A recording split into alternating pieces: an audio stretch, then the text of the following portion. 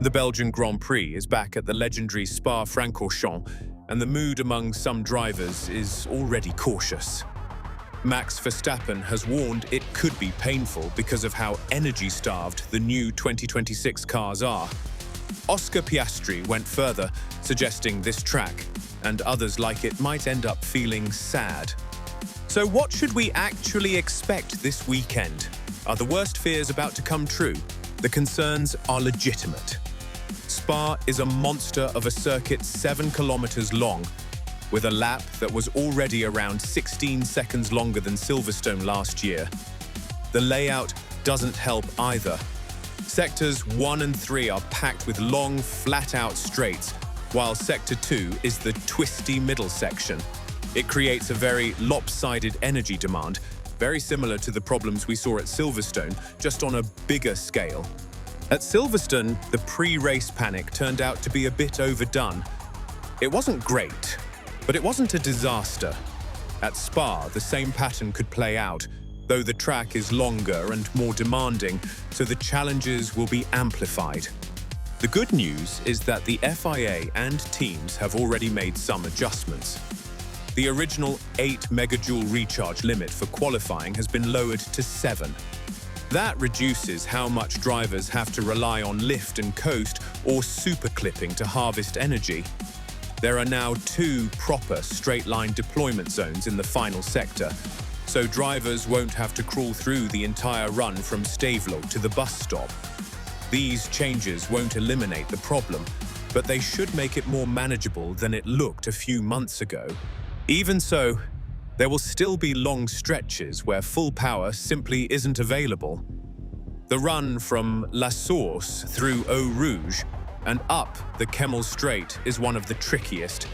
Drivers will need to harvest on the brakes into Turn 1 and possibly use Eau Rouge itself as a mini-charging zone. Sector 2 will mostly be spent in recharge mode rather than attack mode.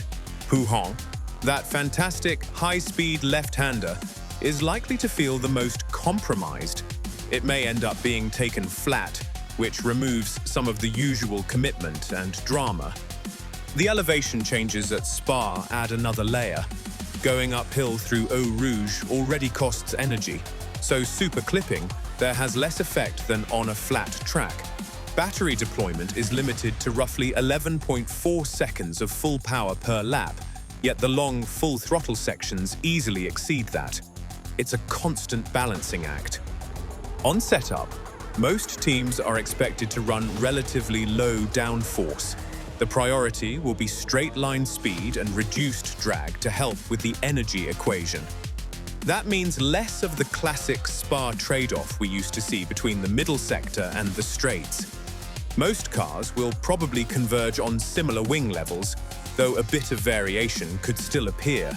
There's also a decent chance of rain later in the weekend. A wet race with these new cars and their aggressive power delivery on a track like Spa could actually be chaotic and entertaining. Not everyone is doom and gloom. Audi rookie Gabriel Bortoleto recently said, "The cars haven't lost the magic of the sport, and that it's time to stop dwelling on the same issues and adapt instead." He's right that these are still extremely fast, difficult cars to drive. But the energy management question is impossible to ignore. It's now one of the biggest single factors in lap time. That's why the regulations are already being tweaked for 2027 and 2028. At the end of the day, it's still a Spa. It's still one of the greatest circuits in the world, with elevation, high-speed corners, and that famous atmosphere. The energy restrictions will change how the cars are driven and how races unfold, but they won't take away the challenge. It won't be perfect, but it probably won't be the nightmare some are fearing either. We'll know for sure once the cars hit the track. What do you think? Will Spa expose the 2026 cars' weaknesses, or will the mitigations be enough? Let us know in the comments.